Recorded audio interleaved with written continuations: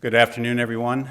I'm Mark Thompson, Executive Vice President and Provost of Quinnipiac University. It's my great pleasure to welcome you on this beautiful day for this wonderful occasion. And on behalf of Quinnipiac University, I'd like to thank you all for joining us today and inaugurating one of our own, Associate Professor Chris Ball, as the first Hungarian Honorary Consul to Connecticut. I'd like to extend an additional thank you and welcome to His Excellency George Sarpuri, Hungarian Ambassador to the United States, to His Excellency Karoli Dan, Hungarian Consul General, and to Szabolcs Takács, Deputy State Secretary, and the other diplomatic participants from the Embassy and Consulate. And we welcome you to what is our Mount Carmel campus at Quinnipiac University, one of our three campuses. For those of you who are not familiar with our campuses. We're very proud of our growth and success that we've had over the years at Quinnipiac University and the fact that we have spread to these three campuses. The campus that you're visiting right now is the one that houses and is being developed as one that will have all of our undergraduate programs as well as our housing for our freshmen and sophomores. Our York Hill campus has our TD Bank Sports Center as well as housing for all of our juniors and seniors. And then our North Haven campus has our what will be all of our graduate programs. And we were very happy to dedicate our new Frank H. Netter MD School of Medicine just this past Thursday on that campus. The growth and success that we've had is really no accident. It comes as a result of the hard work of many people who collaborate to provide the very best service and opportunities to all of our students. They share a vision of Quinnipiac as not only a nationally prominent university, but increasingly as an internationally prominent university as well. Chris Ball exemplifies this.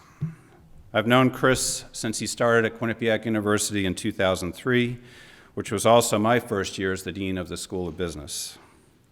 Chris was an excellent faculty member who was enthusiastic about sharing economics with his students. And while he was a strong researcher and served on various committees across campus, Chris began building on his connections with Hungary. In 2006, in conjunction with our School of Business, he launched the Foreign Lecture Series that brought prominent Hungarian speakers to campus for 1 week each semester. And during their visits, they spoke in classes, met with students and faculty members, offered an evening lecture open to the public, and a private Hungarian language lecture for the Connecticut Hungarian community. In 2008, he accepted the István Széchenyi Chair in International Economics, the first endowed chair at Quinnipiac University, thanks to a generous and anonymous donation. And with that, he launched the Hungarian American Business Leader Scholarship Program, which brings 2 outstanding young Hungarian business students each year to earn their MBA at Quinnipiac and work at companies in this area. Chris initiated Quinnipiac's first MBA trip abroad. He began taking a group of Quinnipiac MBA students to Hungary every June, while simultaneously building our first international alumni meeting, which is how he now culminates the MBA trip every year. This year was their 6th trip, and our alumni and executive retreat in Hungary now boasts 100+ executives who attend that event every year. This year's keynote speaker was Clea Newman, who carries on her father Paul Newman's work with camps for children with illnesses around the world. Chris's efforts to connect Quinnipiac students and faculty with the country of Hungary led most recently to his signing, in fact just 2 days ago in Budapest, a formal agreement with the Fulbright Commission to support our scholarship program and to further student and faculty exchanges with Hungarian universities. These efforts not only deepen the relationship between Hungary and the United States, but they also provide rare and valuable opportunities to our students, connecting them in many ways with the global world in which they will learn to make their way. Quinnipiac University is proud to encourage these endeavors and to have Chris working with us. Today, we're also proud to announce that we will house the office of the Honorary Hungarian Consulate at Quinnipiac's Central European Institute. We know that the consulate will serve our students, the Connecticut community, and will continue to promote the Quinnipiac spirit globally. And to that end, I would like to now invite forward the Ambassador Extraordinary and Plenipotentiary of Hungary to the United States, His Excellency George Sarpuri, to say a few words and conduct the inauguration. Mr. Ambassador.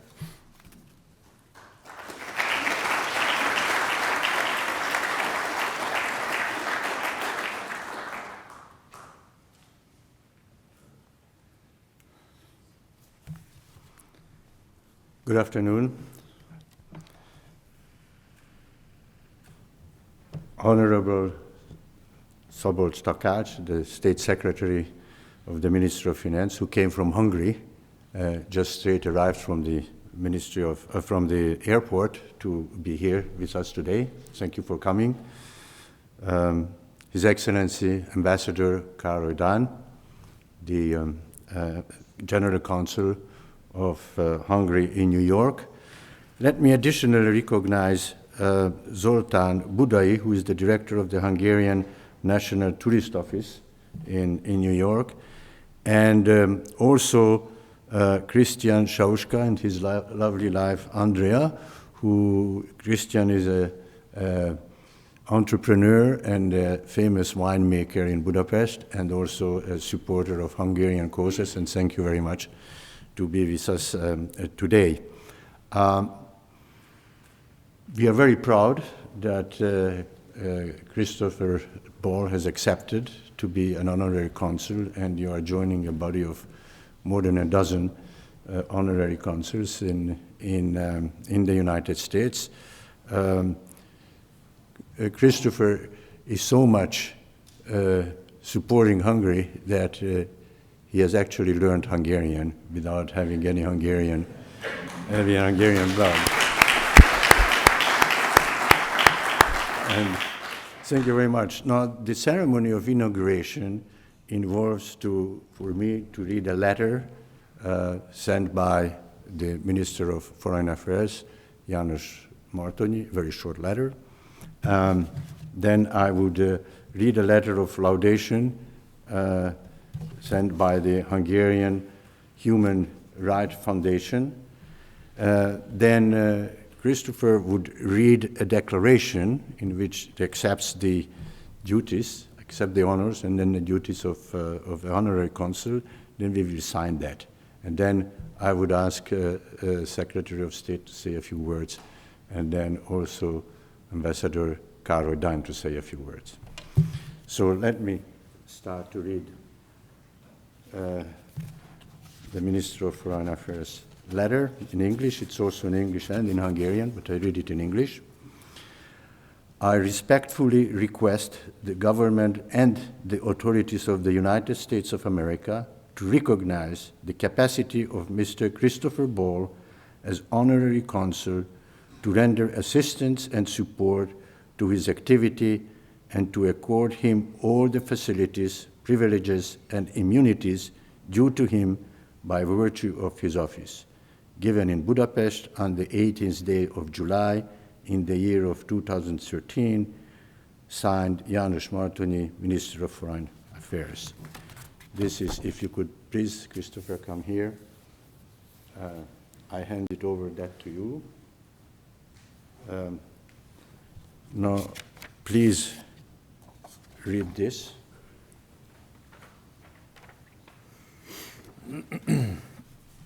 I, the undersigned, as honorary consul and head of the Honorary Consulate of Hungary in Hamden, Connecticut, hereby pledge that I will duly perform my honorary consular duties and tasks in their entirety.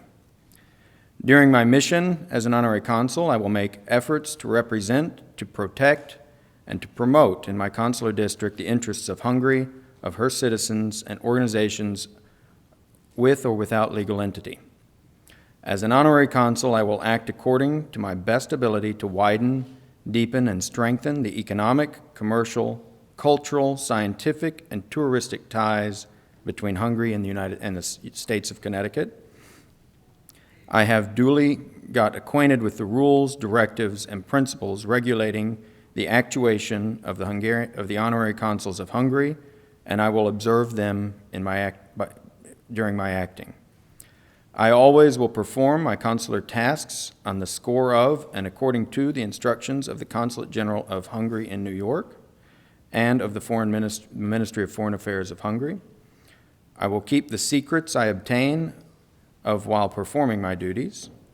In order to testify that the above declaration fully represents my will, I sign it in the presence of the personal representative of the Ministry of Foreign Affairs of Hungary in Hamden, Connecticut, September 19th, 2013.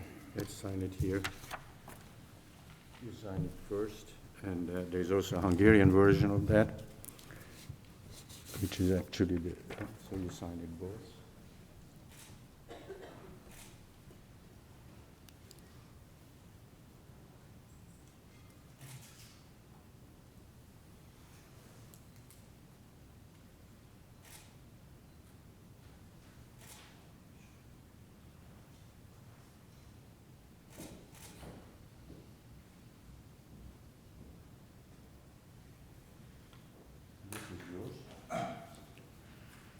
You. Thank you.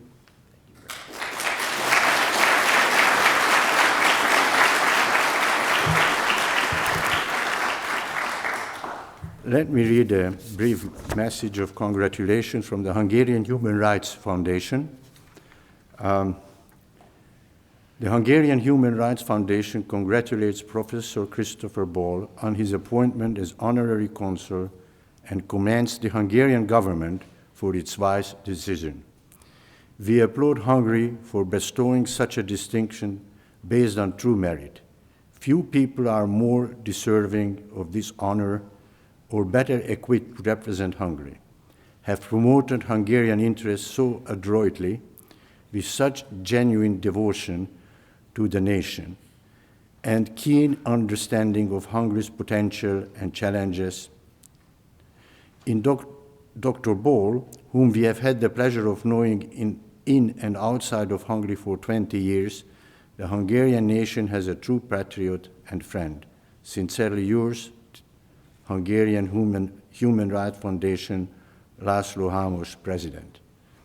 We fully agree with this statement. And lastly, let me thank Mark Thompson, Executive Vice President of the University, to give us these wonderful premises for this beautiful inauguration. Thank you very much. And now I would like to ask Honorable Szabolcs Takács to come here and say a few words. Thank you.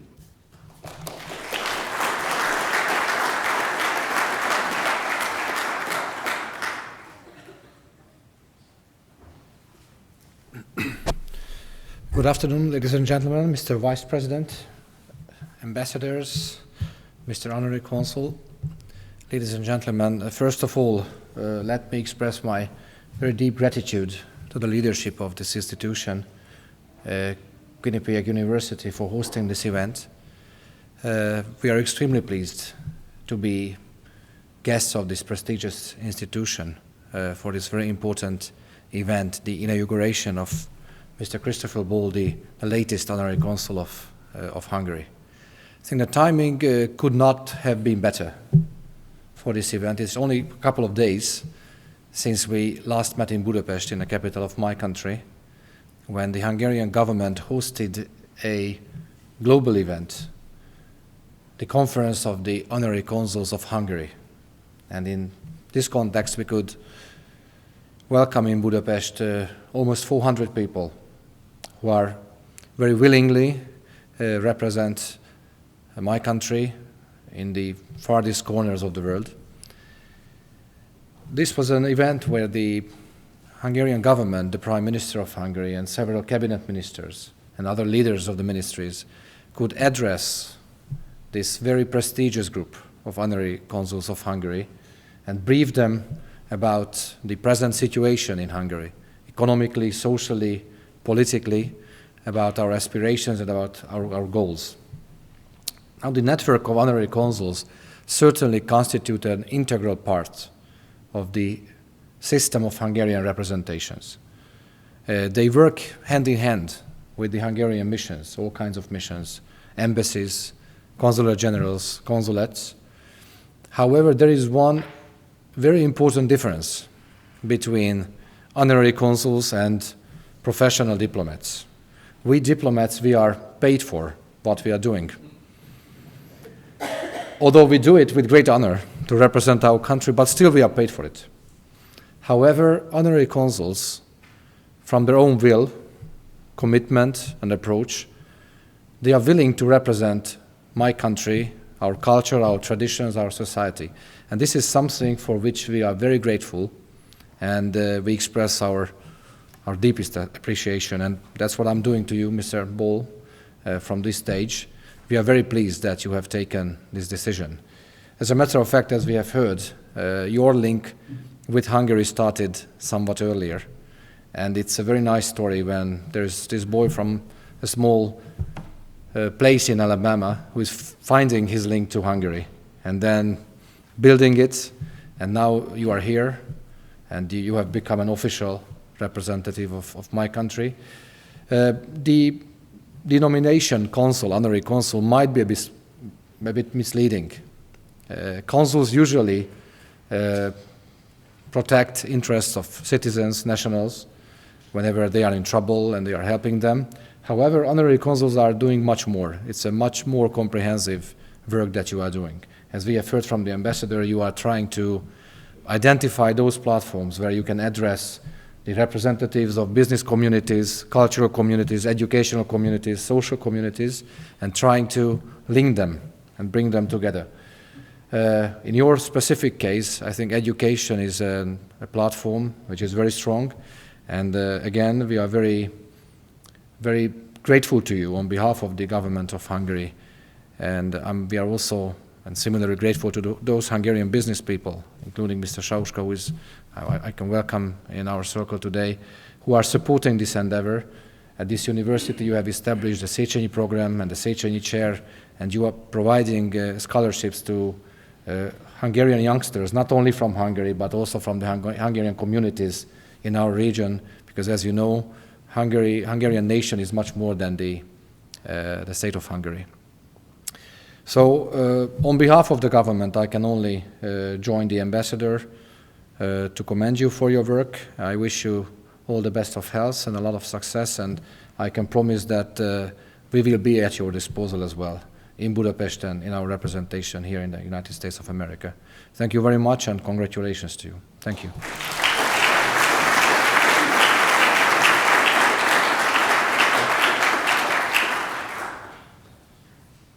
I'd like to ask now Ambassador Károly Dán to say a few words.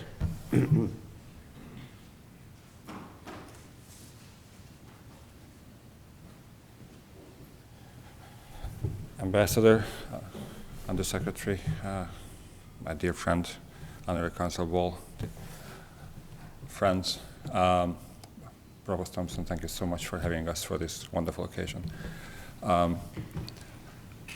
When I started dealing with the United States about 10, 12 years ago, maybe a little more, we had an embassy and 2 consular generals in this country and just a handful of honorary consuls. I feel very lucky that I've seen our network mushrooming into what we're having now, and I envisage something that is much larger actually in the coming years. The United States is still a very dynamic country and a very dynamic society, not only because immigration is something that is changing it all the time, but because times are changing. Also, let me give you just one example. 30, 40 years ago, what we're calling now the Silicon Valley didn't really exist as it does exist now. There was hardly anything in South Dakota until maybe a year ago. But what is happening there is pretty much changing the landscape, not only for the United States, but also for the rest of the world in terms of energy security and supplies. We do have to follow those currents. We do have to be there, and we do have to extend our network on every basis that we can. At the same time, diplomacy is changing. Kind of years ago, we were used to having our meetings between closed walls and behind closed doors. It is pretty much changing to the opposite. We're becoming much more public. What we are doing is becoming much more part of the public realm, what is going on in the public life. We must be prepared for that, and we need new faces who have a great past in serving our country, our culture, and our people, and who also have a great future in their respective community. For this, especially, I feel very honored and lucky that such a good friend like Chris that I have become his boss. That is even better. I was trying to find the right word, but I said no. Let's go the other way around. Thank you so much for having us for this wonderful occasion, and I promise that we're going to keep him as a good professor at this university. We're not going to overburden him, but we are going to keep him busy. Thank you.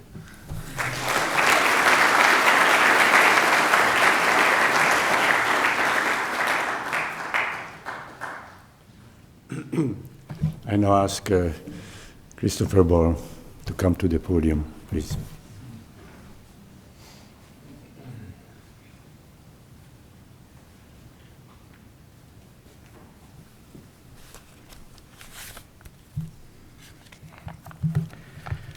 Well, thank you. It's a pleasure to see everyone here tonight, or this afternoon. It's not entirely strange for me to speak at Quinnipiac, but in this venue and in this way, for sure. Let me start by thanking Ambassador George Salpati. It's been a pleasure to work with you over the year that we've gone through the process of applying and being in touch about the procedures, and I look forward to working with you in the future. Secretary Tokac, we met only a few days ago in Budapest. I arrived last night, he arrived this morning, and so I'm very, very glad you could be with us today. Ambassador Károly, I am especially pleased that you're here. The office in Connecticut is in his territory, as are many others. And we have a large Hungarian community here tonight.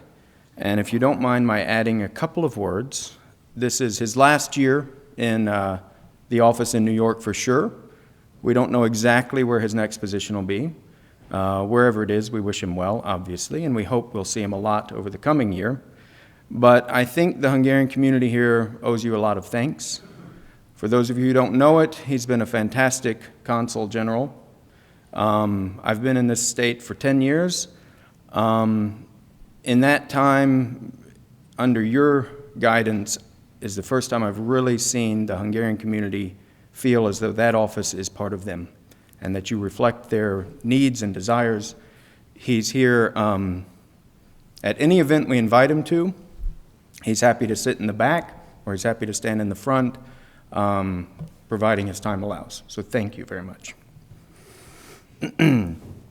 I thought a lot about what to say today, and I modified even some of it while sitting there. As a professor, I don't think the next class starts for 2 hours, so I have your time. You can read about the activities of our of the Institute, of the Sechenyi Chair. You all have this when you came in, and if you don't, we have more. We talk about our activities, which you can look on the website. We have a fantastic art exhibit opening next week. I hope you all can attend in any capacity. We have a number of events. We still have space on the opening night, which is a fundraiser 1 week from tonight. And really the funds from that allow us to make all the rest of it freely available for everyone. So anyone who still has the time and ability, please join us and support that effort. You can contact me or Hannah.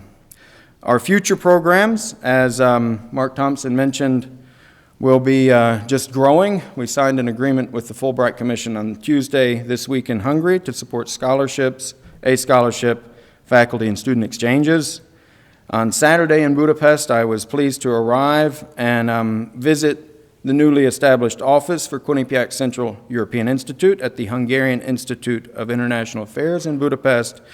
The new director there seems to have told them to clear out the first top floor for us and for the Fulbright Commission.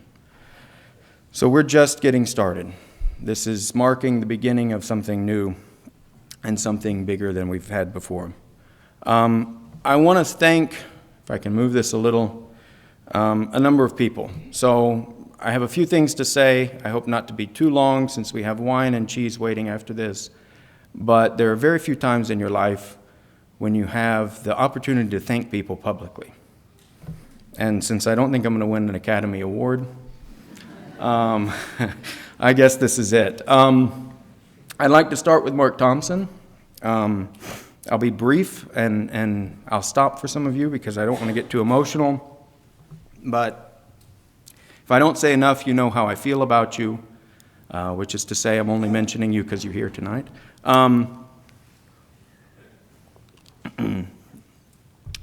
None of this here would exist that we do without Mark.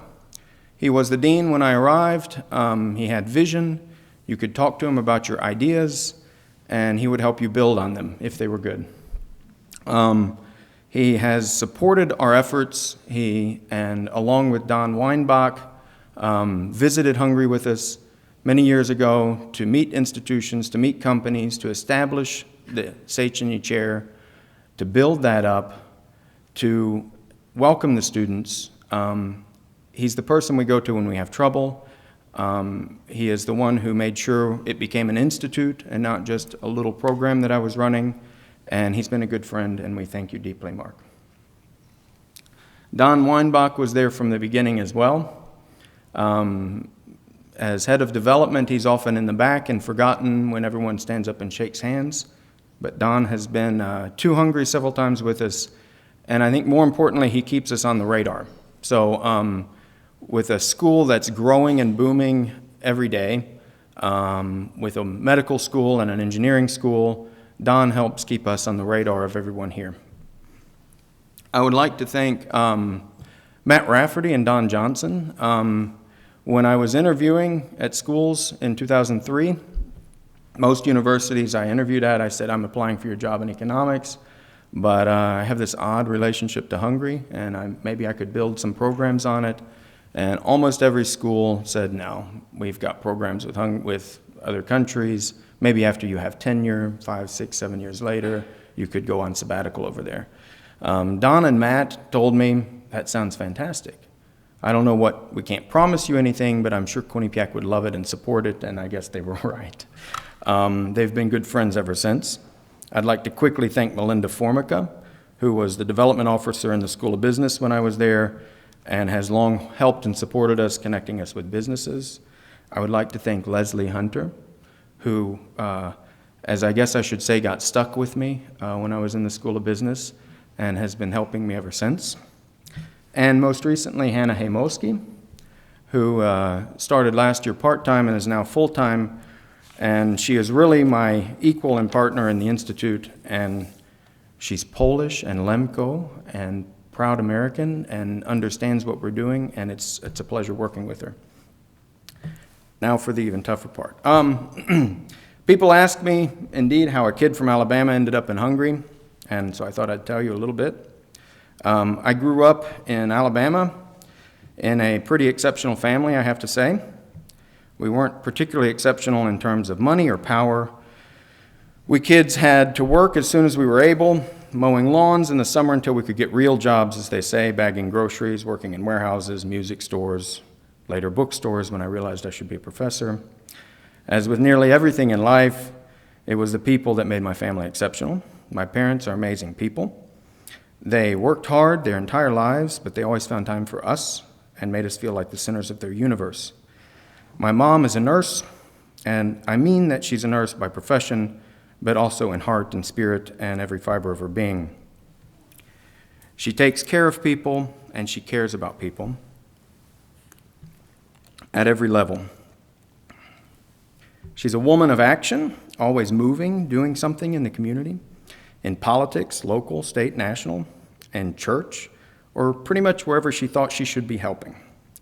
Mom was always involved in politics and in campaigns, and was quick to explain to us what it meant to live in a free country, standing up even as a teenager in her high school to fight over issues of freedom of speech and faith in some local turmoil at the time.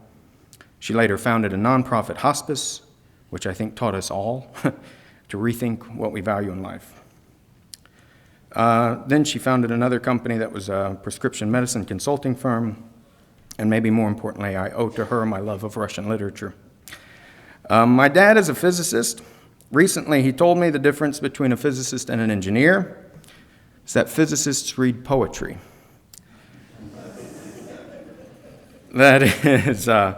That's certainly true of him.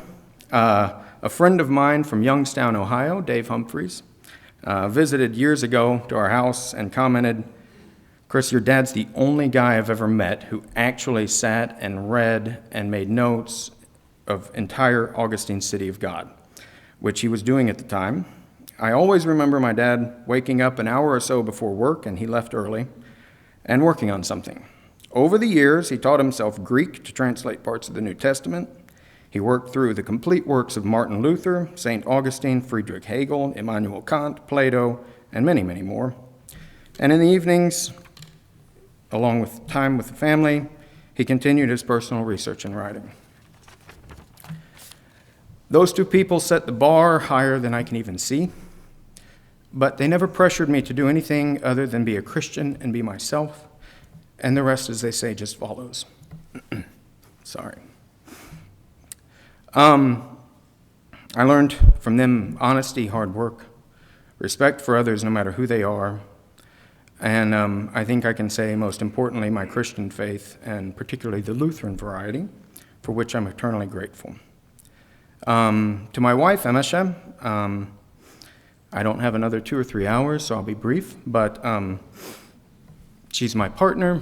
As I'll mention in a minute, she's much smarter than I am, so I have to be careful. Even when I arrived in Hungary in '94 from Alabama, and she was arriving from Romania, she already spoke English better than I did. When I was learning mathematics in graduate school, she was there to help me. As we put together the art exhibition, she was explaining art history to me. So Yuli, my daughter, who's here in the middle, inspires me every day. She's a horse rider. And Mate, who's not with us this morning, his smiles, I think, get us through the tough times. Dave Humphreys, who is here, we met in '92 when we studied at the London School of Economics together and helped inspire each other to follow our dreams, which I think we've both done. 3 of the people who shaped my time in Hungary, 2 of them are here tonight, András Király and Szabolcs Nagy. The third would be Mezei Sándor, and while he couldn't join us, Sándor is the guy who invited me to Hungary in '93, did not tell me when I arrived in '94 that the job and the scholarship and the apartment I was promised were available. And years later, I asked him, why on earth did you not tell me? You knew, but you didn't tell me. He said, well, if I'd told you, would you still have come? I said, of course not. He said, so I guess I did the right thing. So Sándor could not be here tonight, but we thank him for sure. András and Szabolcs, I can't tell you all of our adventures, at least not in public. It was with those 2 that I first went to Romania and fell in love with the Székelyföld regions there.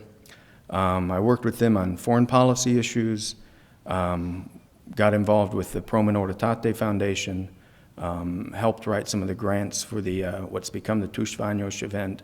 But more importantly, they shaped my time there. We drove all over that region in Szabolcs's Trabant, and those are times we'll never forget, especially because the brakes don't work. Csilla and Somogy and Balázs Somogy, I don't know if they arrived. They notified me they were running late. They are here. And to many in the Hungarian community, including Dobry Kata, who is standing here tonight. But I would really like to thank Balázs and Csilla in particular. In my personal opinion, half of what goes on in this state for Hungarian affairs and many things in the neighboring states would not be happening without them. They welcomed us, my family, into their family when we arrived, and they've been family ever since. Balázs likes to get me in trouble. When it was announced that there was a Széchenyi chair, he said, okay, now you have to go read everything about Széchenyi. And I've already arranged a lecture for you on the topic in New York in a few weeks. So that's Balázs. Christian and András Auskam. Getting mixed up with Christian is a mixed blessing. For those of you who know, it's sort of like taking a little fire and pouring gasoline on it, or taking your car and putting it in hyperdrive. Suddenly you realize your whole world has changed, and he helped us take what was the seeds of a little relationship with Hungary, introduce us to companies, welcome us into his home, allow us to stay in his apartments in Hungary, take my students to his factory, just in so many ways that so many people don't realize. He's been the heart and soul of this. Andrea, I didn't know as well in the beginning, but we've gotten to know each other through the ARC project quite well. And as with Emesha, I think the two of them are a pair, a real heart and soul that work best together, and it's been a pleasure to be friends with them. Very quickly, and then we're done with the thank yous, Dana Bucin, and who's here, is from Romania, and we've become basically family as well through our CNET organization promoting cross-border trade, and Dana Starzecki as well from Poland originally, who Dana is leading our Romanian business visit in November already, and Dana Starzecki is heading up our visit of Polish visits in the early October. Now, the rest I can do quickly and without such emotion, but when I was first asked about the honorary consul position, I said, I'm not Hungarian. And they said, that's okay. I am a proud American, and I felt a little strange talking about the position. And then I read a bit about honorary consuls and what they do, and I thought I'd share that with you, and we'll move quickly. It has a long history. In ancient Greece, a collection of city-states, the first real honorary consuls existed. They were called proxenos, and it was a citizen of one of the city-states who voluntarily helped citizens of other states toward the authorities in his own state. As my wife, who I mentioned is much smarter than I am, told me this morning, she said, yeah, xenos means foreigner, and pro means pro-xenos means pro-foreigner. So quite clearly, that's what they did. So, okay. He used his influence to promote policies of friendship and alliance with the city he voluntarily represented, generally at his own expense. Being another city's proxenos did not, however, preclude him from taking war against that city, which we hope doesn't happen in this case. It was always understood that the proxenos' ultimate loyalty was to his own city, and a proxenos' actual contacts and goodwill in the foreign city was very useful in negotiating peace treaties. The position has evolved over the years, later to help merchants and sailors with local authorities. As trade grew with the East by ship, honorary consuls became important points of contact. One can easily imagine a person in a port in India or China who always helped, say, the Dutch or the Spanish traders with their contacts, traders, business, and so on, officially recognizing that person so that they could sign some papers, help in a more official capacity on behalf of the sending country in liaising with the local government was very helpful. And that, in the essence, seems to be the honorary consul. In this context, it makes more sense that they're citizens of the receiving and not the sending country. Today, the honorary consul position is officially recognized in international law governed by the Vienna Convention on Consular Relations in 1963. The appointment, we've already read what it is to do, but it is essentially to promote exchange on every level between the two countries involved. This week, I was at the World Meeting of Honorary Consuls, and we had several hundred of them from around the world. There's 200 plus worldwide. Only 40% of them claim Hungarian heritage, and only about 20% of them speak Hungarian. So I had asked Ambassador Dan about how my Hungarian would be in the group, and he said, you'll be fine, and he was right. The Hungarian Prime Minister, President, and Foreign Minister all emphasized that we are not expected to represent any individual Hungarian government or party, but merely request we keep an eye out for inaccuracies in the media and always represent the truth about Hungary and the Hungarian people in good faith. Ronald Reagan called the United States a shining city on a hill, and I believe that. Many are critical sometimes of the view that America is exceptional. It is, however, in my view, exceptional. And it's exceptional because, at least for most of our history, we've allowed exceptional people to be free, and thus allowed the exceptionalism of those individuals to rise up individually and in groups. Freedom and the dignity of the individual have been more available and assured here in this country than in any other place on earth, but exceptional people live everywhere in the world.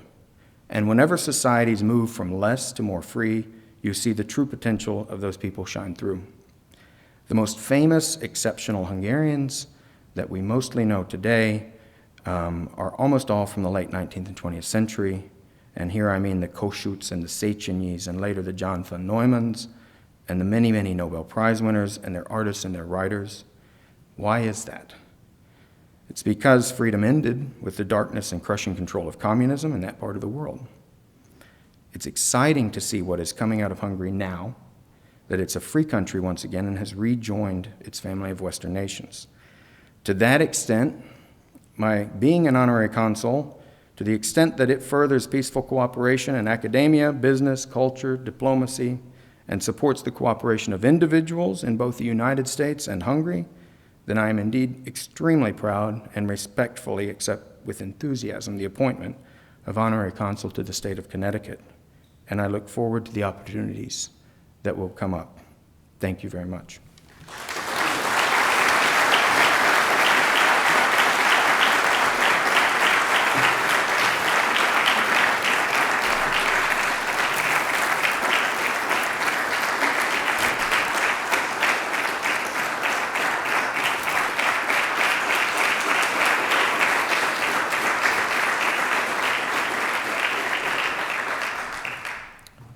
One of the many times she's going to bring me flowers, right? Talk about an honor, having your daughter present that.